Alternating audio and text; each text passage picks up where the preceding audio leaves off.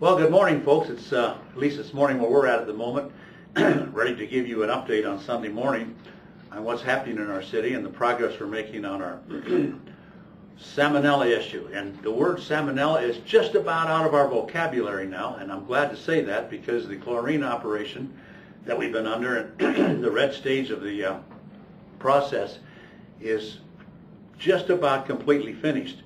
We're yellow tagging the rest of the city today, and many of you already have received your yellow tags. And I think the most important thing I want to say right now is please continue with the phased notification process for the Stage 2 yellow alert. It's very important not to institute the Stage 2 procedures until a yellow flyer has been posted on your home or business. And if there's one point that you get today out of that is, if you haven't received your yellow flyer yet, you are still in Stage 1. And that means just flushing toilets. But you're very close to getting a yellow flyer, which is going to allow you to take showers. And I know a lot of you are real interested in that process. A couple notes here I need to take and read just because I don't want to take and really miss on what the Public Information Office is bringing to us here. It says Stage 2 launched on Saturday. 45 volunteers doing safety vests and went door to door to distribute yellow flyers. And we started in the northernmost part of the city. All other sections of the city are still in Stage 1, but they will be as of today on Sunday now. By this evening, hopefully we'll have every one of you with a flyer from Stage 2. In Stage 2, healthy individuals may take brief showers in lukewarm, not hot water. Senior citizens, infants, and those with sensitive skin are advised to continue using bottled water to bathe. Do not drink or use water for food preparation yet. We want you to make sure you know that. Major General Edwards of the National Guard, they met with members of the incident management team, and they toured the operations in Alamosa on Saturday. He reviewed his guardsmen's operations and was pleased with the integration of his staff with the city operations. And it was fun to have the hierarchies from the National Guard down here.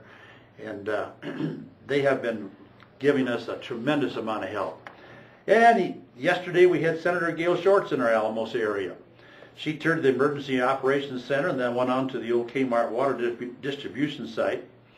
Her daughter volunteered to take and pass out flyers in the Phase 2 notices, and that was really fun to have her husband here also. Alan came with her, and I had the privilege of visiting with him for a little bit.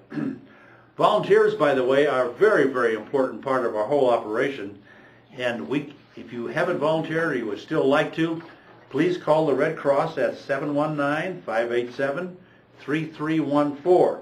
We have a lot of need for some volunteers today, Sunday, as we start with the distribution of the rest of the city on the Phase 2 yellow flyers. Now, most of this will take place this afternoon, so those of you that are involved in church, you'll still have an opportunity to be a part of that. Well, vacation's over. I'm sorry, kids. Vacation's over.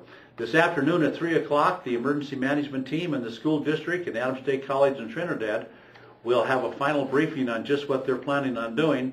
And if we get through this whole process today, all Alamosa schools will be open Monday morning.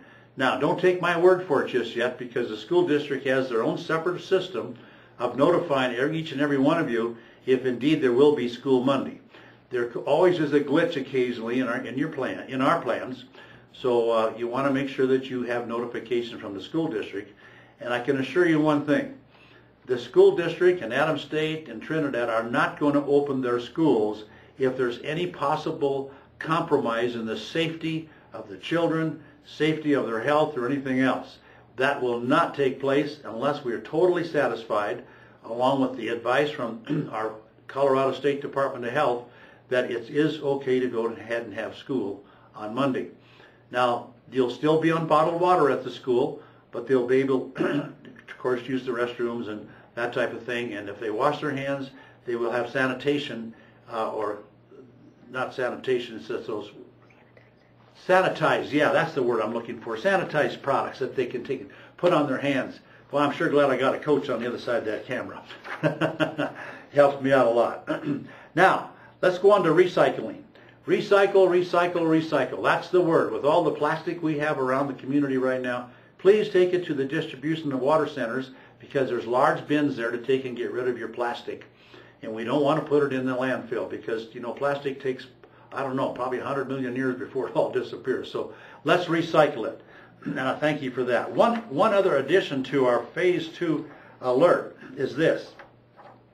When you get the yellow Phase 2 alert that says that you are now out of the red stage, we got to have you to take and turn your faucets on. Let me read it to you. Upon receipt of Stage 2 yellow alert, residents and businesses are asked to run each faucet, both hot and cold, for 3 to 5 minutes.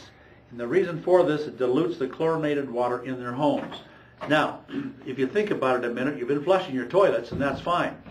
But the water district pipes that go to your bathroom sinks and your kitchen sinks and etc., they still could have a little higher concentration of chlorine in them. So please run your faucets from 3 to 5 minutes, somewhere in that neighborhood, and you'll be able to know because you can tell it. As a matter of fact, you can put your hand in it, bring it right by your nose, and you'll know right instantly if you have a high level of chlorine or if you're just at a moderate level. So with all that said, I want to thank each and every one of you for all that you've done in working with us on this particular, I guess a week ago it was a very big crisis. As we get farther down the line, we can see that it's about to take and reach the level where in a very short period of time, don't want to put any days on that just yet, we're going to be able to go back to normal operations. The fire department, the police department, the National Guard, many of you churches have sent volunteers. People from all over the valley have come to Alamosa and says, how can we help? How can we help?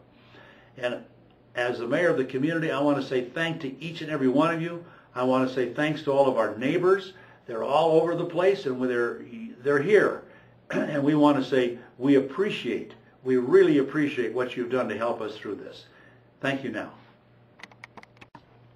Hey folks, it's just me again. We have one other piece of news we need to take and pass on to you that we were just notified by. Toothbrushes. How many of us have got an old toothbrush that we just love and don't want to throw away? Well, the health department has advised us to, all of us, throw away our old toothbrushes and go buy new ones. Or you can sterilize them some way if you like, but you're better off getting a new toothbrush. And the reason for that is, if indeed, in the course of the last week or so, there would be some bacteria on that, you want to make sure that you aren't putting that bacteria back in your mouth. So let's get new toothbrushes, and let's make sure everybody has a safe mouth. Thank you.